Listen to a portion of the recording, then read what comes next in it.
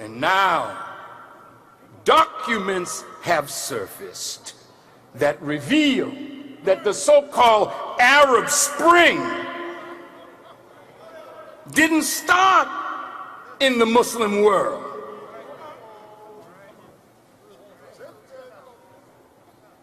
Well, where did it start? It started from plans in the United States to take over the Middle East, its natural resources, for the Western world. A 4-star U.S. Army General Wesley Clark. Have you heard that name before? Well, let me tell you what he said. He said that 10 years before 9/11, Paul Wolfowitz, I want you to keep remembrance of these names because these are part of a shadow government.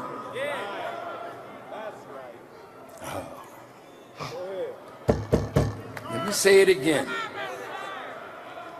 These are part of a shadow government. A shadow government means you got a government out front, but you got another government behind that are trumping the things that the government out front is saying. Now I'm going to prove what I say. And you can take it or let it alone, but you'll never be able to say that Farrakhan knew the truth and was too cowardly to tell it, even at the cost of my own life.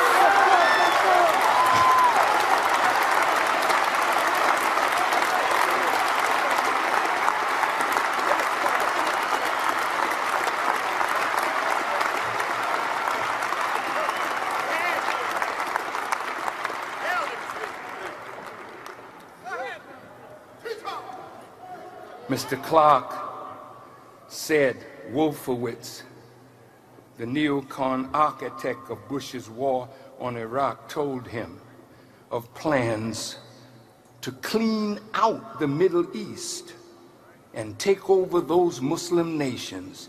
Just 10 days after 9/11, Clark was shown a Pentagon memo that describes how they planned to take out 7 countries, Muslim countries, in 5 years, starting with Iraq, then Syria, Lebanon, Libya, Somalia, Sudan, and then Iran. They call this project the Greater Middle East Project, but for the public and the media, they're calling it the Arab Spring. Journalist and historian William Engdahl is reporting that some of the Arab protest leaders were trained to be instigators in Belgrade, Serbia, by activists financed by the U.S. State Department. Now, look here. If the State Department is financing this, let's see what Mr. Engdahl has to say more. He said the ultimate goal of the United States is to take the resources of Africa and Middle East under military control in order to block economic growth in China and Russia, thus taking the whole of Eurasia under Middle East under military control in order to block economic growth in China and Russia, thus taking the whole of Eurasia under control. Now, you may not know it now, but America is already at war with China and Russia. Interestingly, AFRICOM was created just after 2006, China's Africa diplomacy, when 40 heads of African nations were invited to Beijing, China, and enormous deals were signed on oil exploration, building hospitals and infrastructure, anything the IMF did not do in Africa over the last 30 years. China and Russia has been in Africa working with African governments. Now think about this. In in Libya, when the fighting started, nearly 100,000 Chinese had to leave Libya. They weren't in Libya sightseeing. They were working throughout Libya, building infrastructure for development.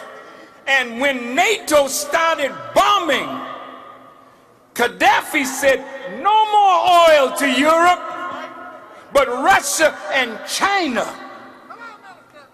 they had to kill him. It's warfare. And anybody that gets in the way has to be dealt with. Today, I'm putting myself in your way. I want you to come and deal with me so that my God can show you that I'm not standing by myself.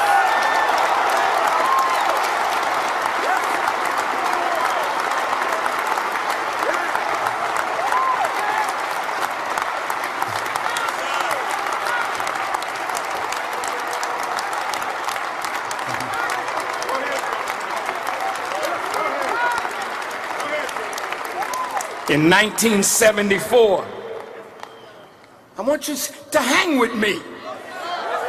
You won't even know the time. This thing gets better by the moment.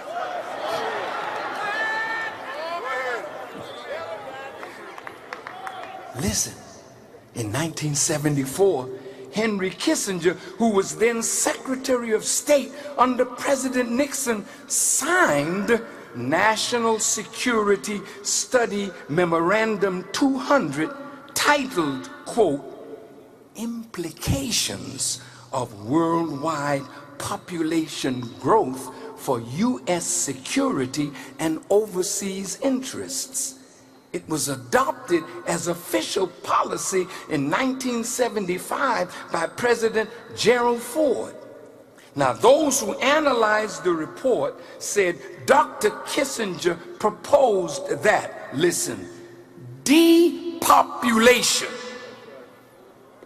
You know what that means? I'm going to say it again. Can you spell? You look it up. Depopulation should be the highest priority of U.S. foreign policy towards the third world. Africa, listen to your brother from America. Your leaders aren't worth your love.